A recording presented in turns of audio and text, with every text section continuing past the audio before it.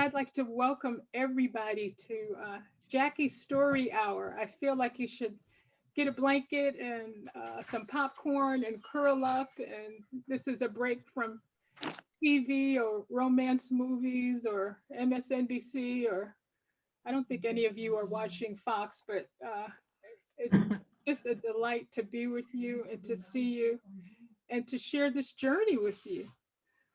So, when I decided to actually, I've been writing for a long time, but when I decided to actually publish a book or get a book together or gather the poems together, I have to say, if we hadn't had a pandemic and a holy hibernation period, it probably wouldn't have happened. So I am grateful for this time, and I'm grateful for these months, the year of being able to write. A poem short and sweet should indeed speak for itself, but I would be remiss if I didn't attempt in some ways to explain and acknowledge, and at least some, if not all, of the folks and experiences and words that got me here today. I'm so grateful to see all of you.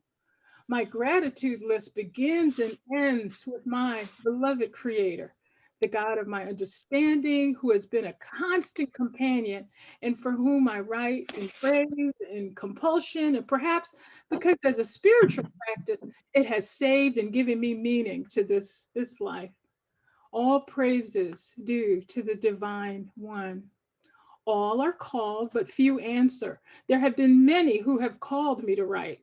But in the midst of me ignoring the sound of my name, I might recognize that fewer still have created the space for me and the consistency and the persistence in reminding me that if I didn't write for myself or for my children or for my grandchildren, perhaps someone, maybe just one person somewhere may need and benefit from these words at just the right time.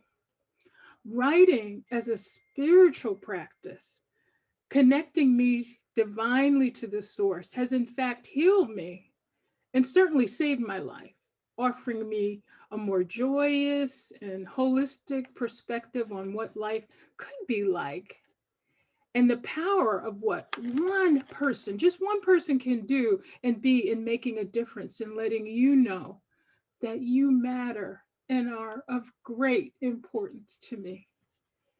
In my first book, it's called Little Black Breastfeeding Book. I published some time ago back in 2012, just 3 years after my own mother's death and my ascendancy to responsible elderhood.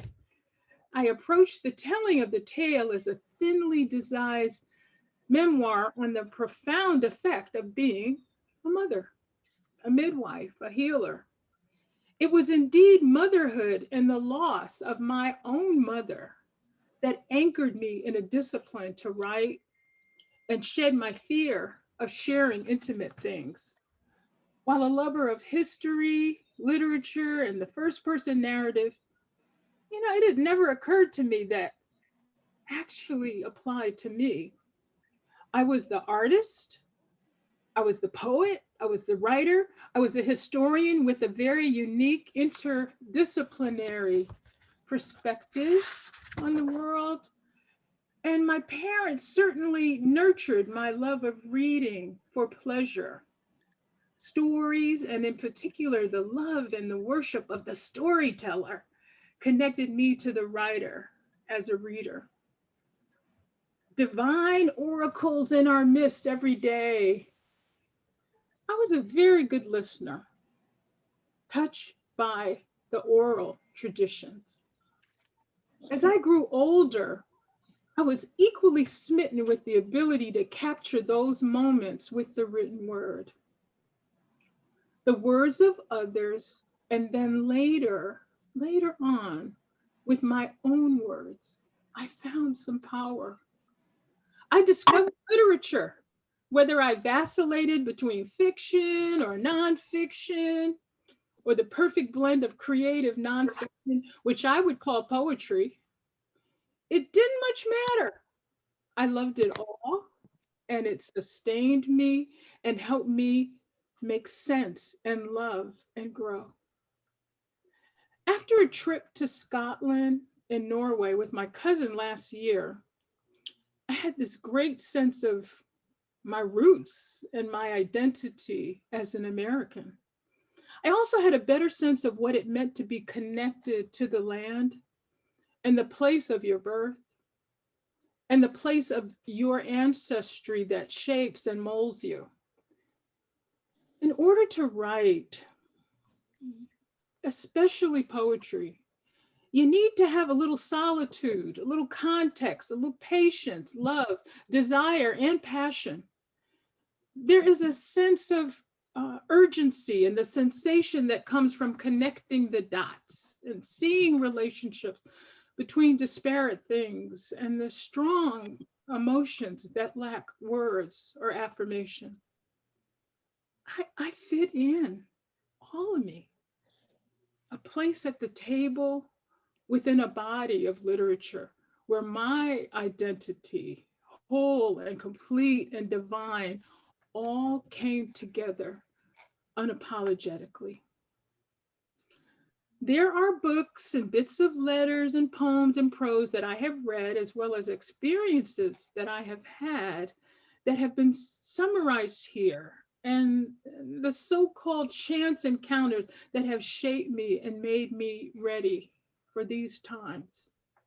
I didn't understand at the time, but later in time, with the right sort of circumstances, all of the pieces of the puzzle came together.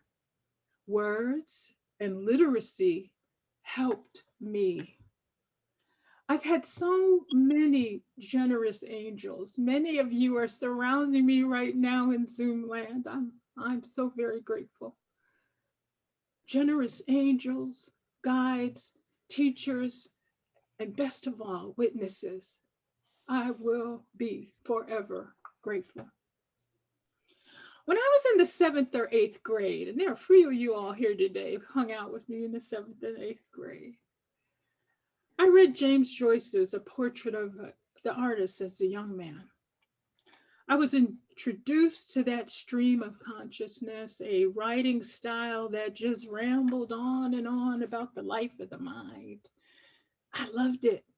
Who knew? I loved that one must collect all of oneself, even when not accepted or understood by family or your church or your friends, to be whole.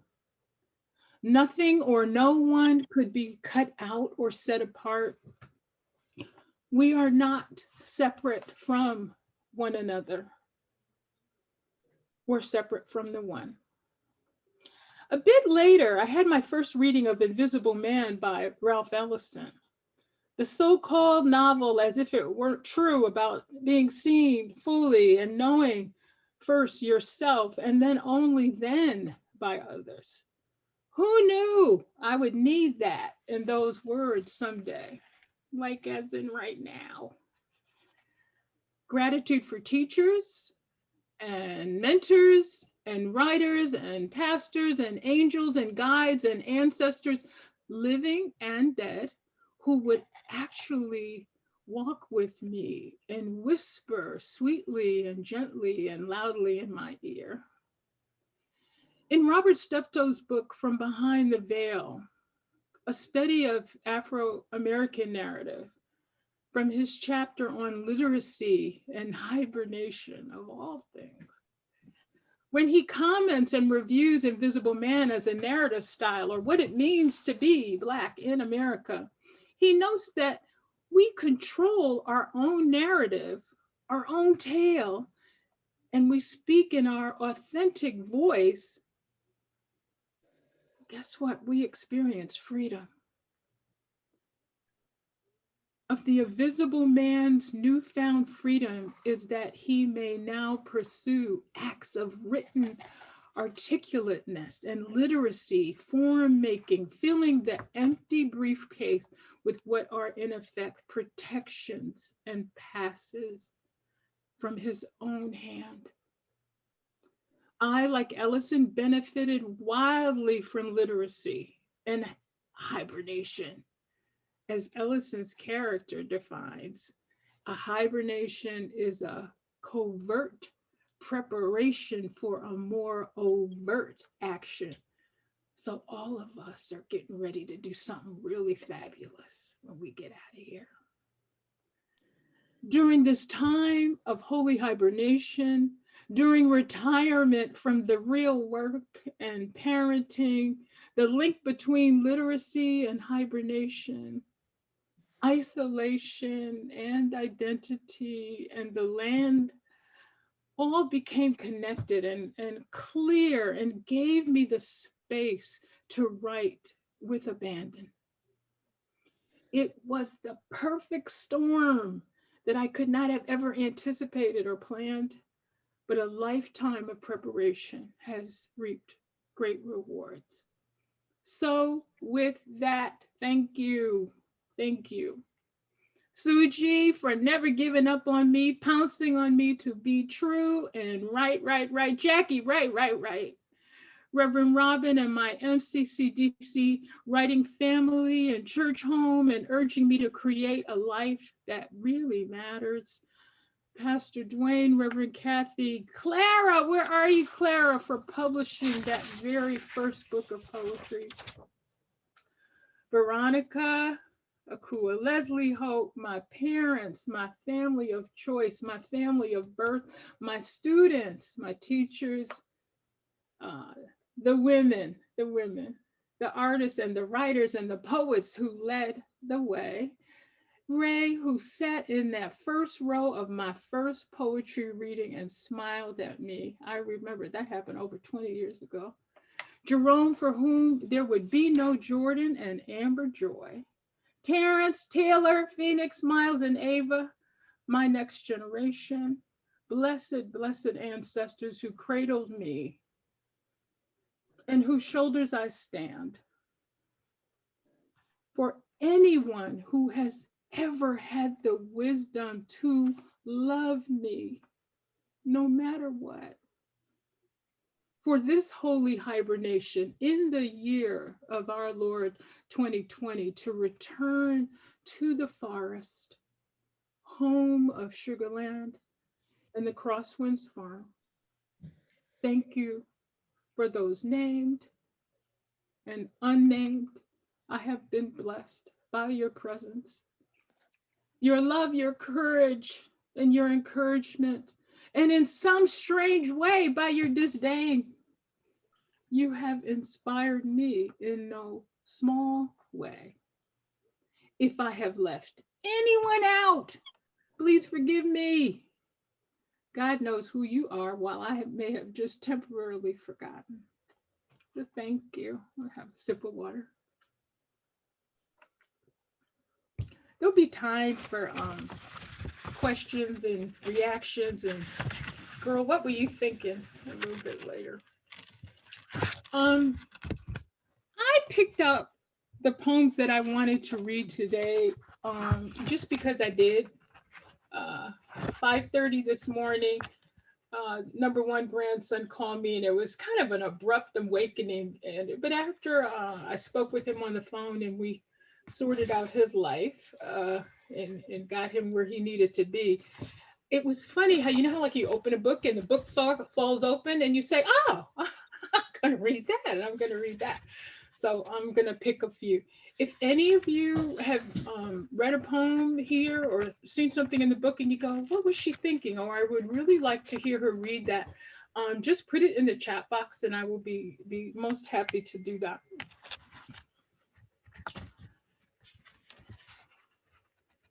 You got your popcorn and your blankies? Everybody's good? Okay. This poem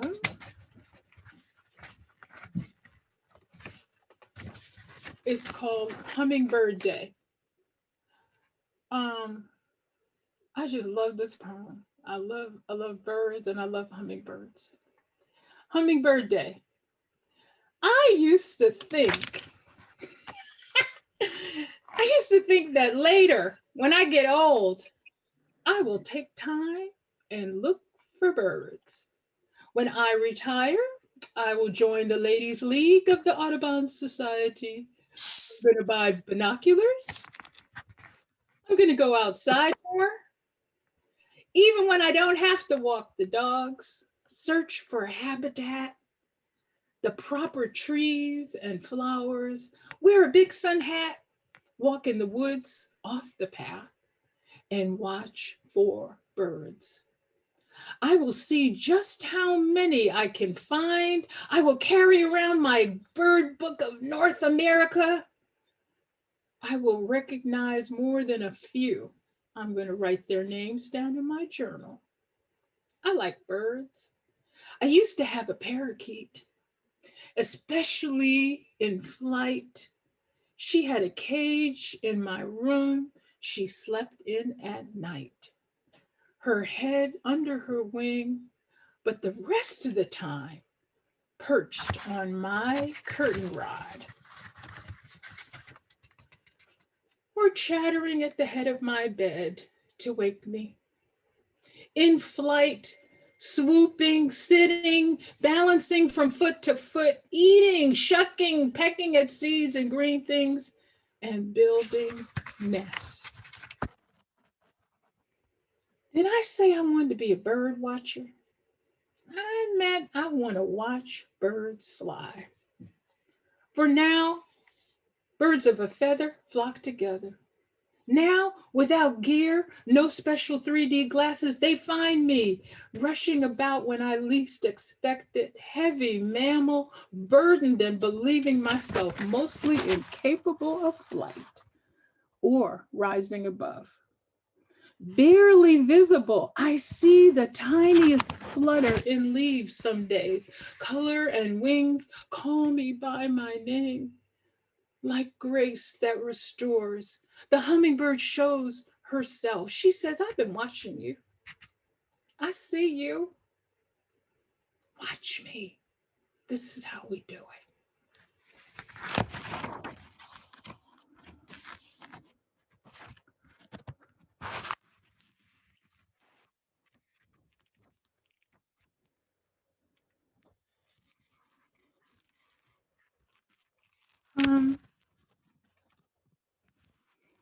This poem's called Persistent Desire.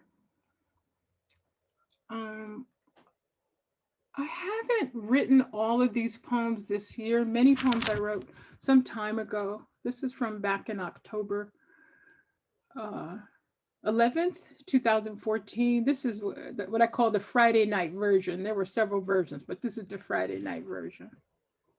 Persistent Desire.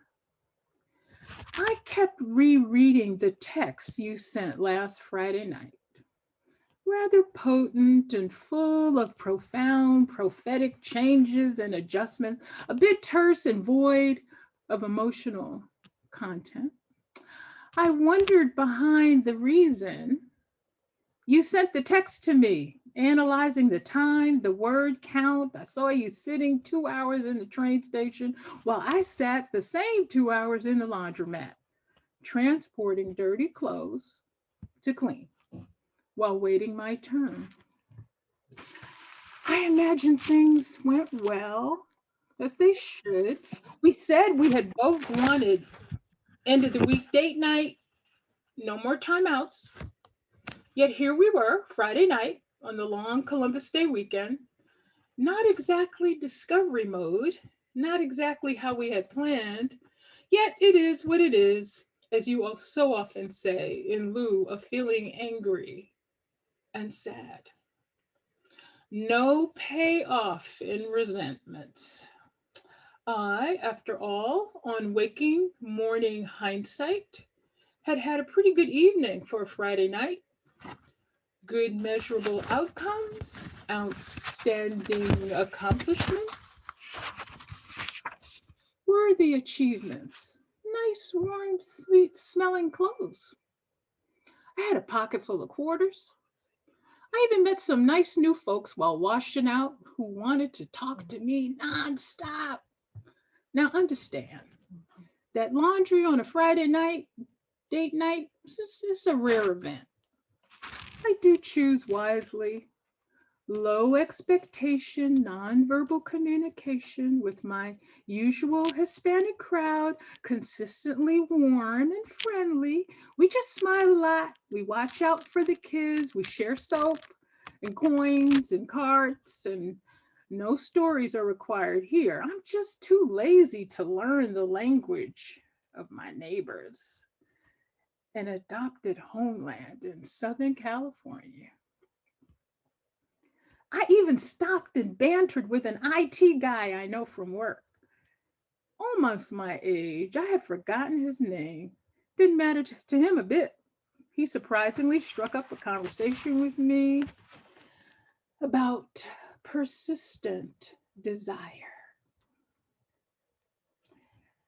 The actual pressing topic on my mind in English while checking his cell phone for his date about every 5 minutes. Apparently, they too had made plans. Their first call first when the coast is clear. Then he had agreed to drive all the way to Hollywood. So he did that laundromat while waiting for his summons. It was past 8 already, and she, unlike you, had never texted nor called. He announced loud the risks and benefits of a Friday date night, like clockwork, chiming in after checking the odd pings on his phone on a regular interval.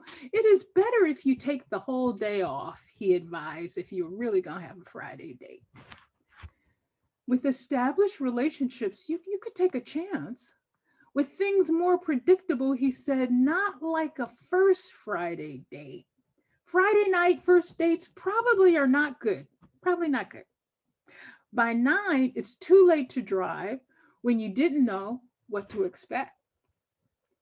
He shifted his wise words briefly to the benefits of pre treating laundry, white vinegar or commercial chemicals, fingering the stab holes in his favorite clothes from another Friday night date he'd had about a month ago, war wounds from a barroom brawl. He talked incessantly as he folded his clothes, neatly matching the socks after meticulously cleaning the long formica counter closest to me with lots of wet paper towels. Oh, he said, I have to work tomorrow anyway, and I'm on call till 9 or so. Brilliant justification for being stood up. Or just far enough away to not be sad about not being worked into her schedule. Suddenly, I was ready to join the conversation and add something to this discussion.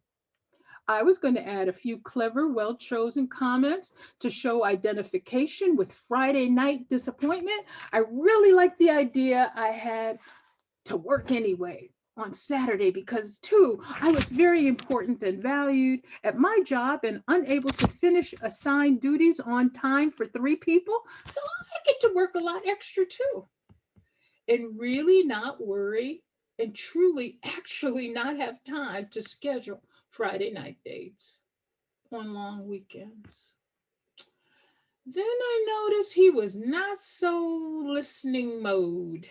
Clothes now folded and packed, mission accomplished. My silent presence, same place, same time, fill the void of loneliness. It is what it is.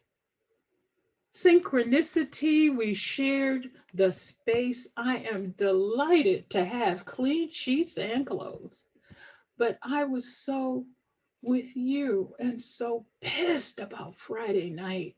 I had not even bothered to check my phone while he had showed me how important it was to keep checking his. So I did what made perfect sense. I began to plan ahead.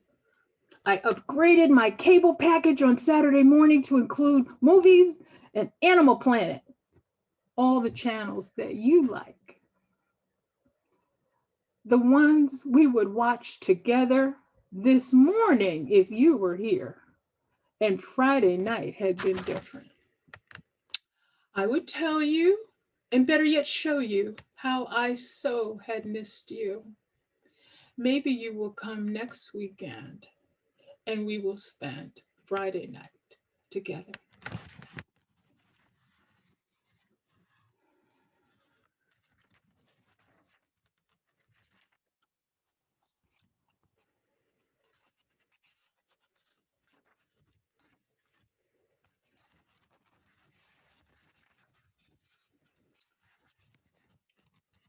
Pink sheets on every seat. I suppose the church roof would have to leak. A call to action called for rain today. We probably didn't quite raise enough on Sunday to have the repair completed by Monday. Fierce songs of passion, daring gently, greatly emboldened for the Guardians' battle. Showers predicted for every day this week. We have fear. We have fear for no one. Nothing, not even rain. I got caught in the rain today. Roaring thunder. Winded and blown, absolutely soaked to the bone. Fully transformed. I pondered, not even for a moment, before stepping out, not on faith, but directly, boldly smiling into the storm. The distance to the car interminable. No umbrella, not a chance I could get anything but wet. Opening the windows of heaven, expect blessings that can't be contained. Must be all those orgasmic prayers of thanksgiving for rain we have in the desert. Dry bones longing for the same water that would fill your chalice. Cast down your bucket where you are. When I was young, I was a lover of Du Bois, and now Booker T calls to me at night with the practical order of the task at hand. Ida B. Wells, she soothes me in prophetic fire. Witness me, a clearly marked path laid out, only visible just after rain. The house is quiet. I made soup today. I wrote a poem. I wrote a poem. My tithe, my offering, grace for the pastor's wife.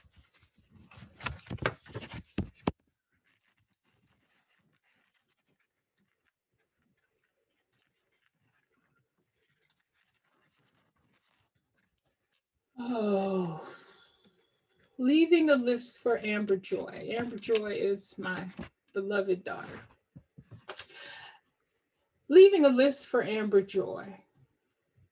I am known for making lists. My mother was the same. They covered her desk at work.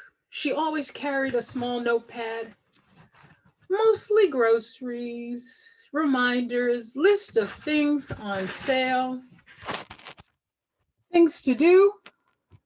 She often commented that she needed to make a list.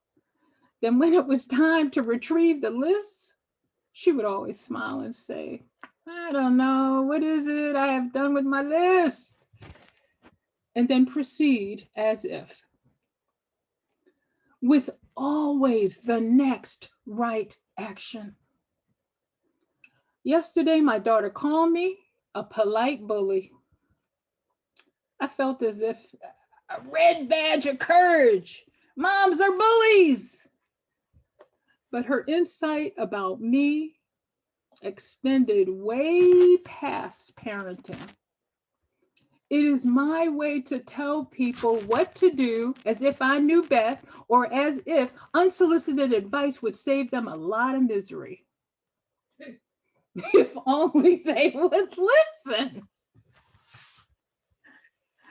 I know now that it is a reflex action to go-to moment, a go-to moment, as if when you are seeing someone about to fall, you reach out your hand, or as if talking and speaking out would protect them.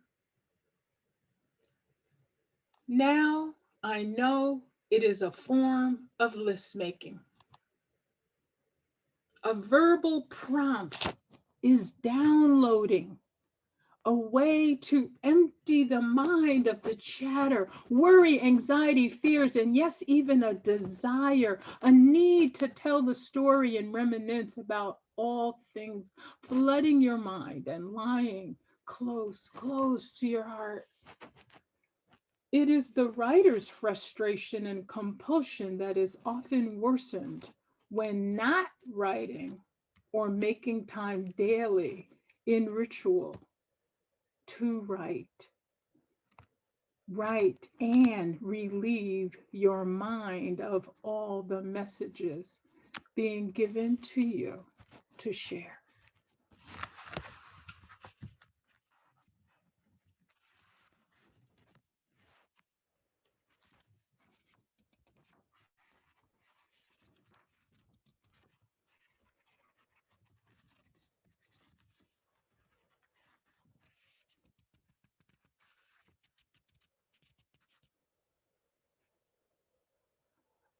This is a nice short one. Uh, Kindle my fire. Sun is up. What must I do to keep the lamp burning? Grace and mercy, oil, wick, word every day, conscious contact, community, communion. Sing a song. Love, love, love is enough.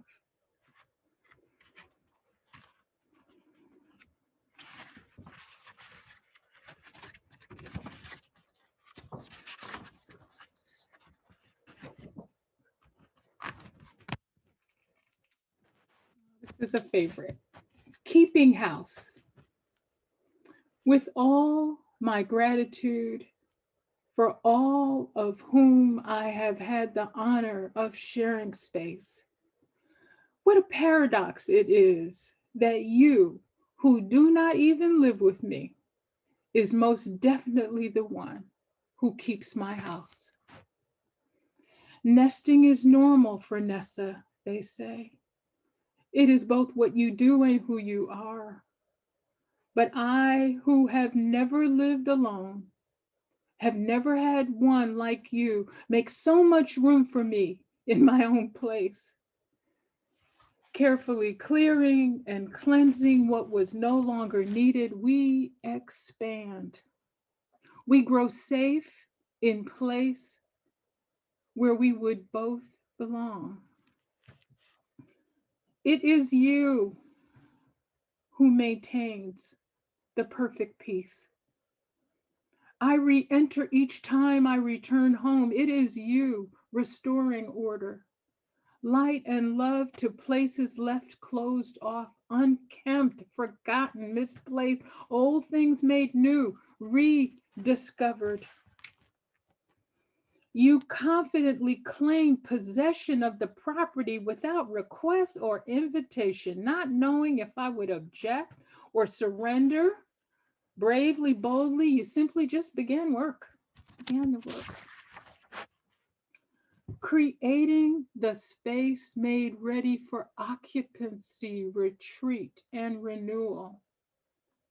You were given a key after the first night to an open door that you would lock for safekeeping behind you. Bless you.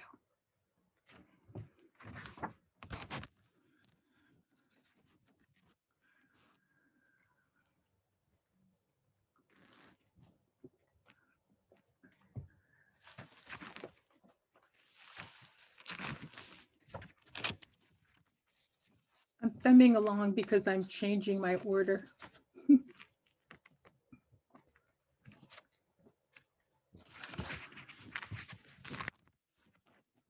This one's called Baking Bread. Baking bread kneading bowl. Whenever I want to write, I start to bake bread. When I am baking and kneading dough, the words, they come to me spinning and sailing. And when with hands and fingers full, I'm hoping my memory won't fail me. The keyboard is not flour safe.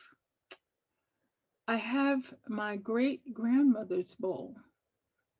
She died when my grandmother was 3, just a babe. It may have been Aunt Bessie's bowl, the one who used it and taught my grandmother to bake. Hot yeast rolls rising in the pan. I've moved cross country twice with it. There and back, it has a huge chip on the side, but it still is the vessel I want to use when I want to make things rise.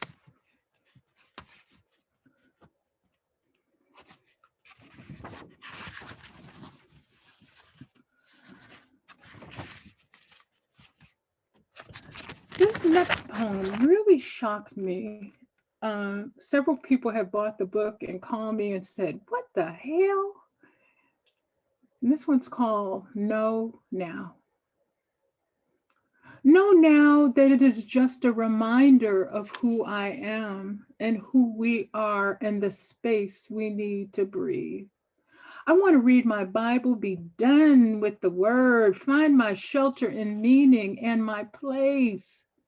My mother called once and said she was hurt by something my brother, her son, had said.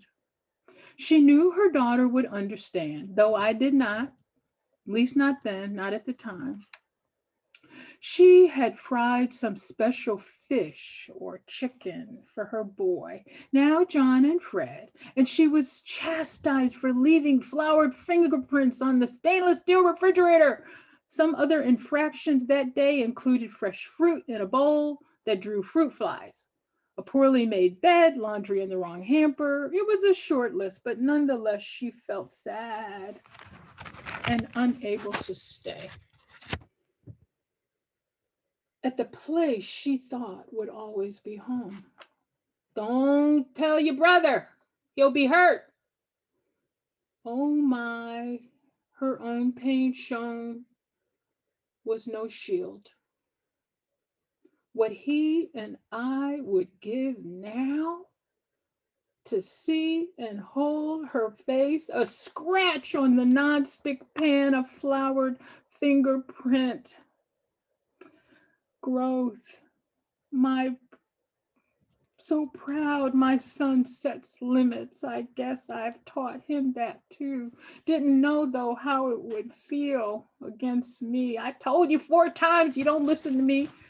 I'm not seen, I'm not heard. I'm sorry I hurt you. I'm sorry you hurt me. We both get to be human in our own space, in our own skin. Order restored. It is time. Your own son now. I am well pleased. Tears and clouds of joy. We reach this place together. I see you. I love you still. I get you. I get to see it all. Peace be still and know I am.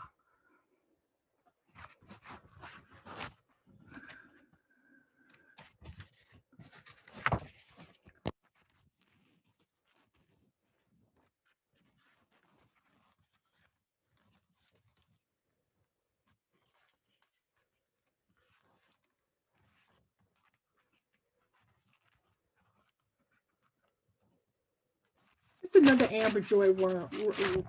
Amber Joy one. Amber Joy probably could have her own chapter. Morning, Amber Joy. My baby, child of my womb, love of my love, my woman child, daughter of daughters, I will keep you safe and warm. I will watch over you. I will pray your children safe and warm until your triumphant return. Safekeeping, prodigal daughter. With gratitude, I am your divine mother. No one goes to the Father except by me. the cord unbroken, a slippery knot tangled. Only you decided to stay when your father snatched you back, placing you in my arms at my breast. We return to this place. The tomb now empty. The woman already knows she lives. Happy to stand in your stead for this part of your journey. We call on our Father. We remember often now talk of the Son. Welcome back. He rose from the walking dead. As I listened to my first of many Sunday sermons this morning, I was reminded value is determined by sacrifice. Loved the world so much, she gave her only begotten daughter. She rises, she resurrects. It all happens on the third day, just as it was written.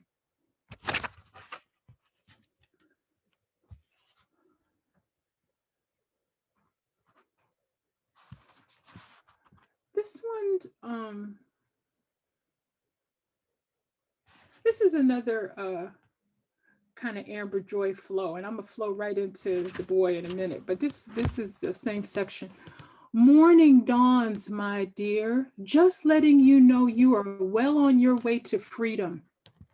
Tears last night of grief and loss, nonetheless the tears of release and freedom. When I am lonely, I assume no one cares. Adrift, I am finally with the one calling me home. Not to the pearly gates or divine afterlife, but home here, now to the place I was meant to be. I am the one I have been waiting for. Welcome home.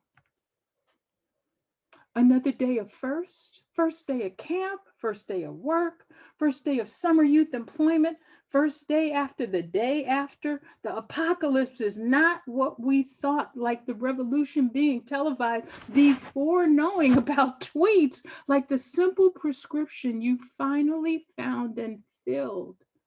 Probiotics, more sleep, 9 servings of fruits and vegetables a day, woman food, and God, now might I truly nourish myself.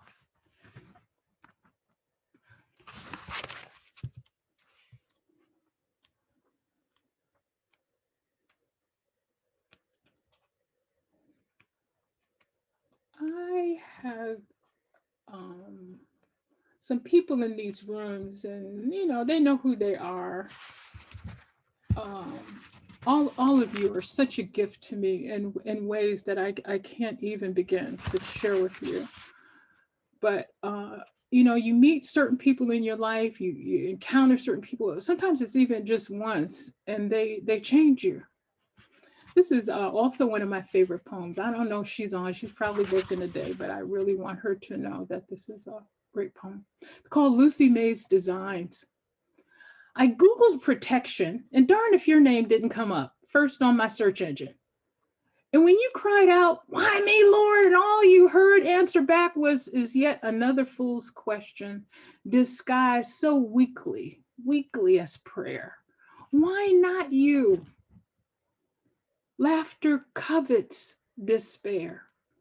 And so you dance, hearing only music in the air. Clearly, it was you, tailor-made for these times. You are so your mother's daughter, your father's electrician's son. They know you, baby girl, showing up no matter what. It is the day, it is the hour, just ready with tools in your kit bag, on time, dinner on the table, laundry done, simply because it was you who heard your name called. You answered, muttering something about that upper room.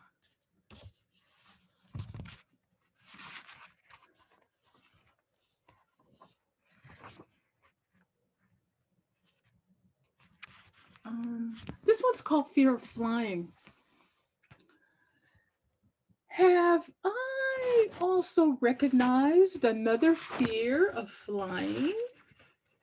Are you old enough to remember Erica Jong?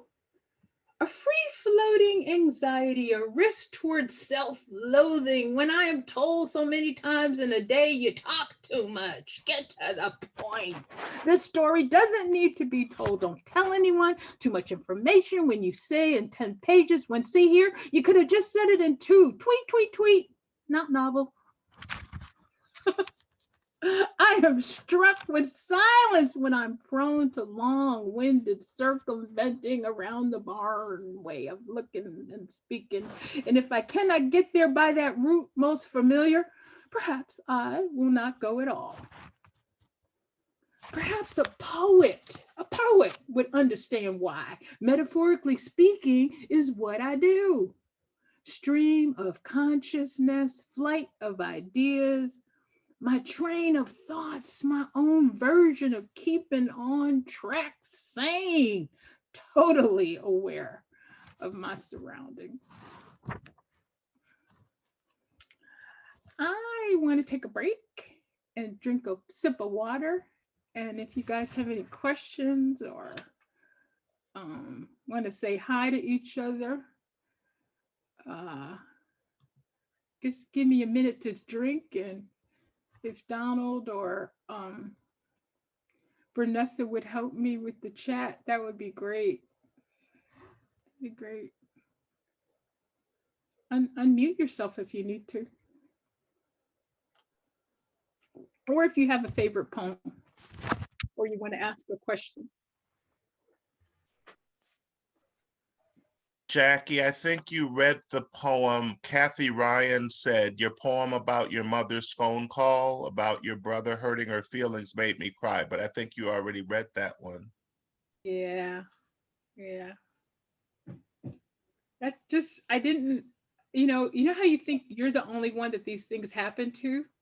And like when I wrote that poem, it resonated for so many people. The brother in the story, the mother in the story, the daughter in the story. I can't even look at my stainless steel refrigerator without thinking about that dang poem. I miss my parents. I mean, they're dead and gone, and, they lived a good life, but I do miss them. So I talk to them. And they talk to me. There's some questions in the chat he needs to address. Okay. My high school, and some of you that are here, my folks, I went to that school from 7th grade to 12th grade. It's very formative. I was going to share later that I was looking at my yearbook and looking at some notes and letters from that time. Many of you knew that I was a writer and a poet and an actress and all of that. And I wish you'd told me sooner. I wish I'd gotten back to it sooner. I want to say something about how writing for me brings everything together. I was with my writing group this morning, and we talked about how we're all I can't say this word, compartmentalized, like we're over, our lawyer self is over here, or this self is over here. That now at my age and at my stage of writing, I can bring all of myself together. This one's called Pride Poem. What, pray tell, are you proud of? Pride in humility, review, renewal, resistance, claiming pride on poetic license. Mine. How do I offer pride after eating humble pie? Would you have had a slice? Can I call myself a poet and also be someone else in hiding? Can I really be proud about the things that others would not like or understand about me? Can being proud about the things that others would not value protect my soul from shame? Can you be proud about those parts of you that others would find bad about you? What defense might I now have for being so proud of saying no, of being Black, of loving another woman, of letting people down, of so disappointing, of not letting people think good things about me that they assume are so not true? Confidence, courage, resilience, the moral kind, make me so proud of being me, pleasing to myself, pleasing to my God, rather pleasing someone I do not know, someone I will never see again, or someone who raised me to be in their image even when I was not. We need pride in those areas where we have already so much shame.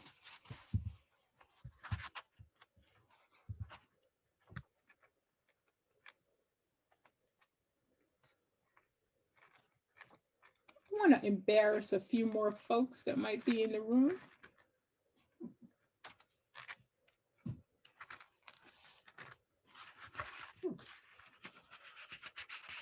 Smoke screen, smoke screen. Locked and in position. Someone once told me, maybe twice, maybe it was you,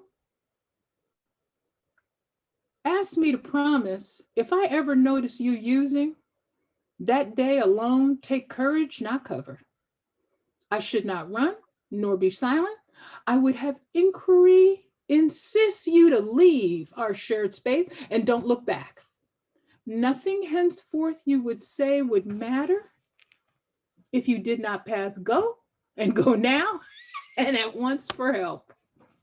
Far away, far from your urgent request, you never ever inhaled in the same breath, as if you knew I might be for a moment too weak. Believe what I wanted to hear, a second chance enabler that I am. You always light a candle first before prayer. You lit a cigarette, blowing smoke in a direction that could not harm me. Distance and perimeter safely secured. You leave the scene.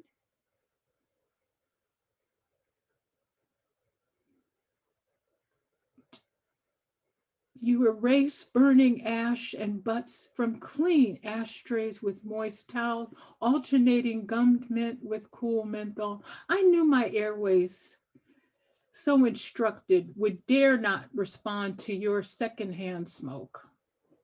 I too puffed ritual before entering and leaving. I dare not ask you to not inside your own home. Practice your best anger management tools in the house.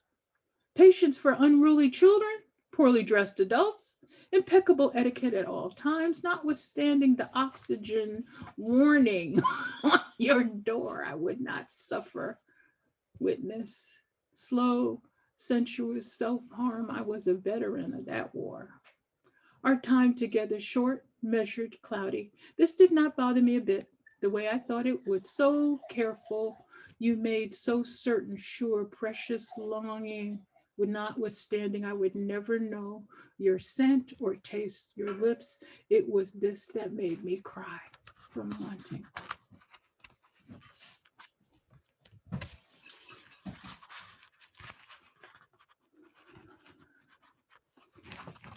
Be a shepherd call. Archaic in these times, charged and righteously accused of leaving no lamb behind. Will you claim pastor instead? Reverend Elder, good Father, so not bound by whatever might hold you back. With such grace you have found me, not even knowing who I was or that I appeared to be, not so lost. You said my smile drew you in. It is my weakness and my strength, open heart that lights my face. You saw me no separation from the love of our Savior, our Creator. On your watch, my pastor, my teacher, my friend, reminding me always of who I am and who I belong to. You circle each Sunday in delight, a dance of praise, speaking only to me. How could you know such well chosen healing words, poetry, prophetic voice, scripture just for me in a parking lot filled? Blessing you, I held a space.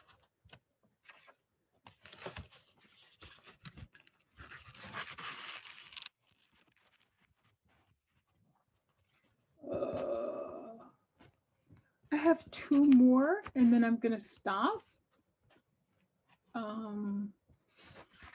And if anybody has any questions or a poem that they'd like, this would be a good time to think about it.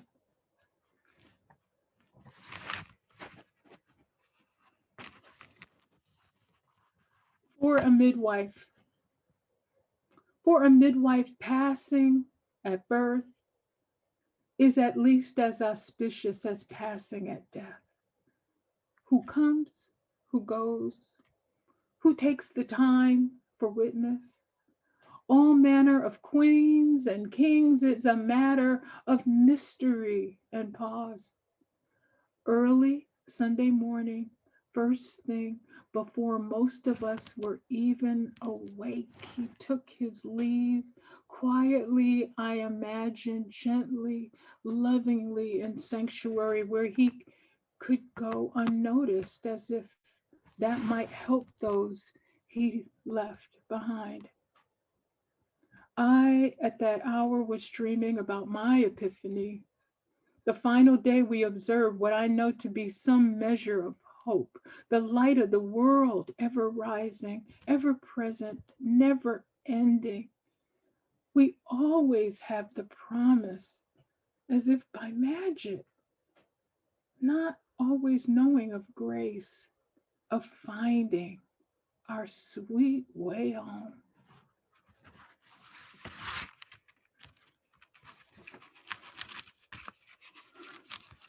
This is called Concentrators. And this is kind of an ode to some of you know, all women in my high school and all men in my college. What was I thinking? Concentrators. In subterranean spaces, hidden in plain view, the basement of Mears' house provided sanctuary for my family. Be they master's children, we are all progeny of slaves when orphaned and far away from home. You see, now, here and there, sharing at our communion table, feasting and knowing it will never be our last meal, where all we are now welcome. We rest, we pray, we play, we heal and grow strong, and we keep coming on. Yet another stop on the Underground Railroad to the world of the unknown, a fragile freedom. This layover would occur for months and years instead of weeks and days. Sleeper cells, the seeds planted in dark places, under cover of night by the occupiers. For such a time as this, like the cave dwellers, barely 5 years later, we told our stories, we drew our pictographs, scenes for which there were not yet words. I don't remember dancing just yet, but I recall the sound of singing and the music and the signs and the wonders of our time.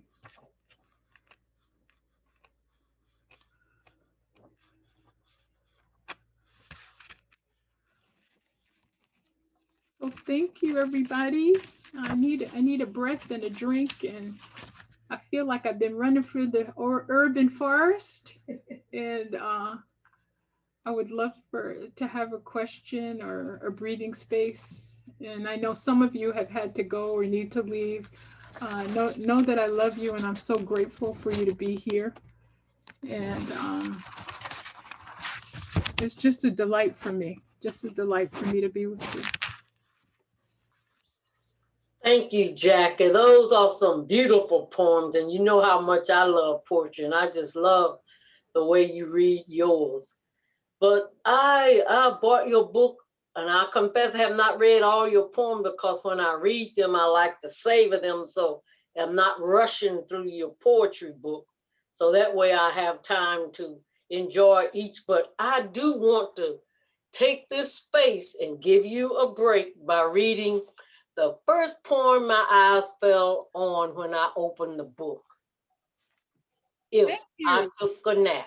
Yes. And read one of yours if you like. Oh, okay. But I want to read yours right now, maybe later. Okay. Thank you. If I took a nap. If I took a nap, like my new friend, and woke up 20 years from now, would I talk about how good to sleep? Might I see things differently? What would I have missed? Washington? Had never been to the Catskills, a mountain retreat. Were the place for a nap. Awake refreshed. Time didn't stand still. Rip Van Winkle style. A sea change. Cultures shift. Can you sleep and still stay awoke? It has a lot of meaning for me. This is a beautiful poem, and it's the very first one I read when I bought the book. Thank you so much, Jackie. Oh, thank you. I'd forgotten about that one. You know, it's something weird. Some of these poems I write, I feel it's like automatic writing. I look back later, I say, who wrote that? What was I talking about? So I read some things and it's like very um, new for me. Um, and I also would like to share with you all that this has given me an opportunity. I've been writing a long time, but I've been very, very fearful about sharing my work and reading my work. And reading my work is different from writing my work. And some of you have said in the chat that listening to me read my work has been helpful. Yes. What some of the grandkids talked about is story hour. When I would read stories to my children and to my grandchildren, usually I'd fall asleep in the middle. But I think storytelling and being read to, I think one of the fondest memories I have of my mom is being read to. And my mom was a kindergarten teacher, and I would always like make a beeline for her classroom to listen to her read stories. So that's great. I do want to read maybe just two more, just because they were on my list, and it will help me to kind of um, close my heart and not close my heart, but just circle back on my heart. Uh, oh, dear Robin, just as you would take flight, I am not surprised you would leave with a question, a pregnant pause, a quandary about gender, about deity, about a spectrum on the way there to feeling. Move me, splash me, invite me in, stir me. I could not be a dervish. They were men who wore tall hats and wore dresses. I think they were in love, like Rumi, drowning in the deep of the dance, spinning, spinning, spinning, spinning around, dizzy, dizzy, dizzy to get close. I prefer, I think, the mystic pathways deep in love. My heart's desire draws me near. If God is love, devotion is divine. Mm. I surrender to love. An invitation to swim, a return to the ocean where all life began. I ease in wave after wave. The water is just fine. Mm. Beautiful. This is really my last. This poem is probably the oldest poem, maybe 20 years, maybe. Okay. Like rain in the desert, like rain in the desert. You, like rain in the desert, so precious and so rare. From so many clouds in the sky, yet clouds don't always mean rain. Me, dry, parched, and waiting, could smell you before you came. Heavy and damp, with cool heat, and I, wanting to be drenched with your thunderstorm, felt only a thick drops fall. Yet the desert bloomed, the clouds passed, and I, like the sandstorm, stirring and whipping round, stilled only by the absence of wind, lay pressed, moistened, sealed to the earth by your sheet of rain. Thank you. Thank you.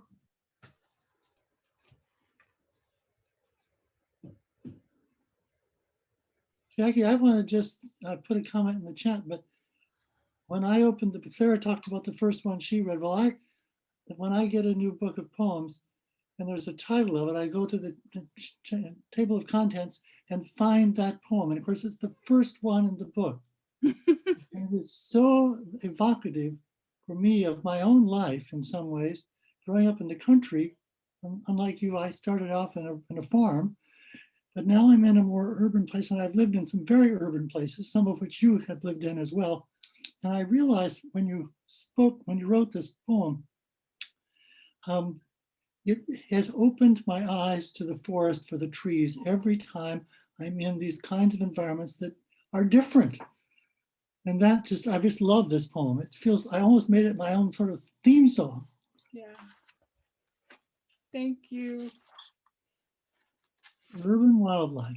Mm. Yeah.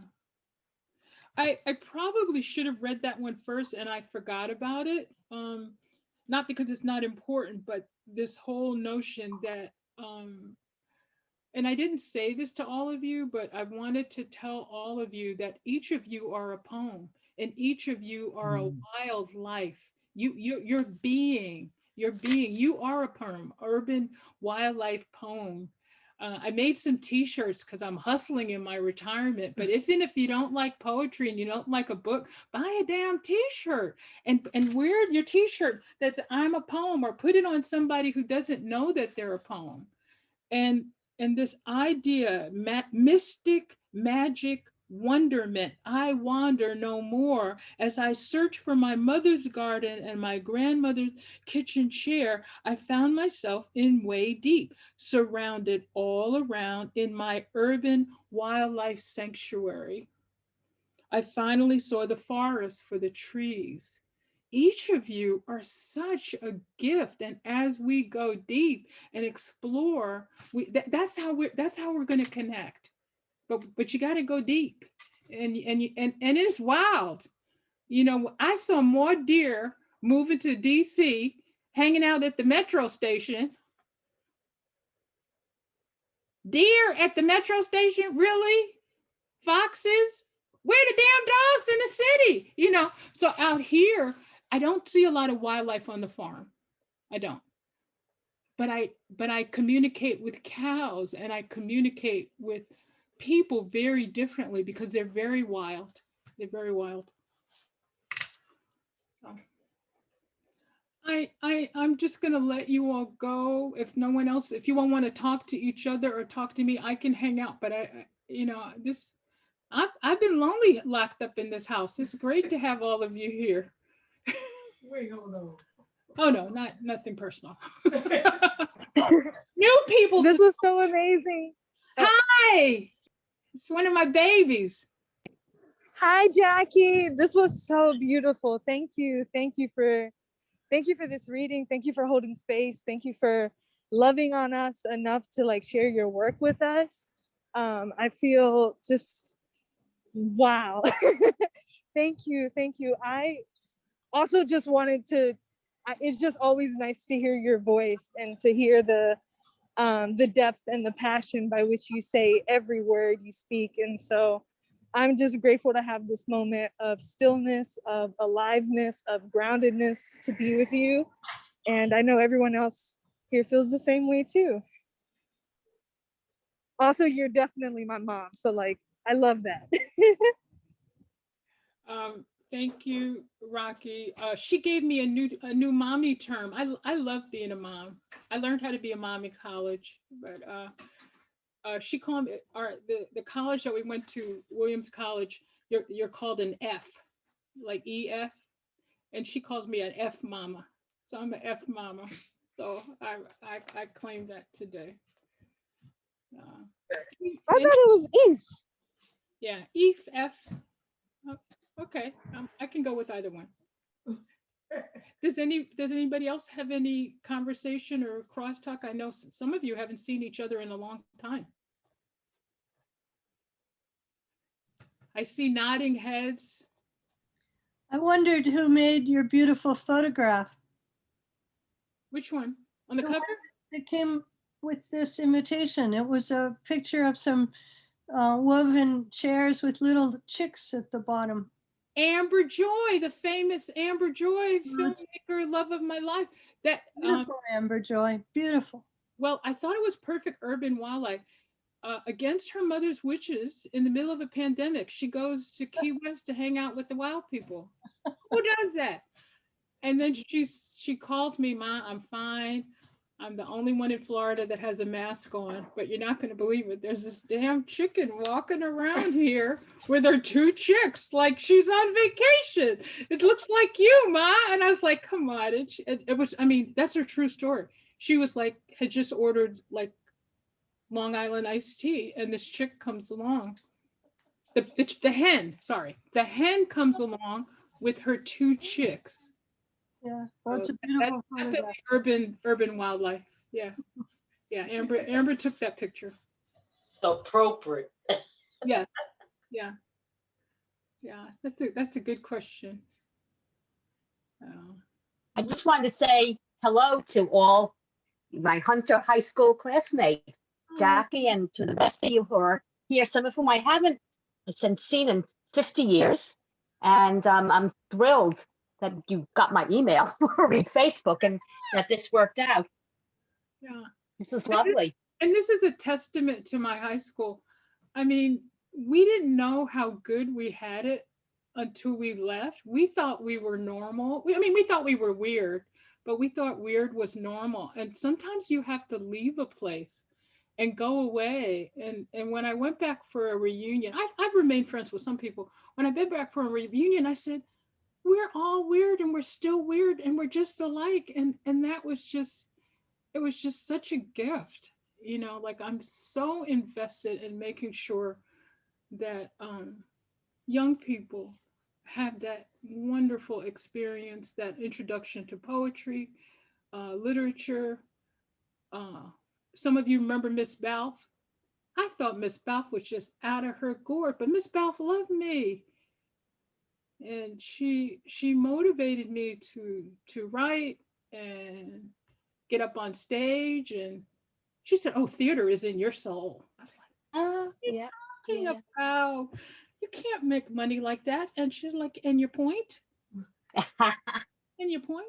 Jack, talk about your cover. Show them the Once in a Blue Moon. Oh, the cover. I took I'm not a photographer, but I took the cover picture, and I don't know if you can see it. It really is once in a blue moon. And I went, I mean, I literally stepped outside on the porch. I only get dressed like once a week, you know, no bra, stocking feet. And I stepped out on the porch and said, oh, this would be good. Oh, urban, once in a blue moon, urban wildlife. And people have said, oh, do you have the rights to that cover? I said, what are you talking about? It's mine. So this was literally outside my door, and this is the moon. It was incredible. But you can see the blue. Well, yeah, and for some reason there's a blue dot. I don't know. I know the moon wasn't blue, but it came out blue in the picture. So thank you again. Well, And you did say blue moon, right? blue, once in a blue moon. The blue moon. Any other questions or responses? Jackie, it's Kathy. I sure. just want to say thank you for giving Lucy May voice. Oh, thank you.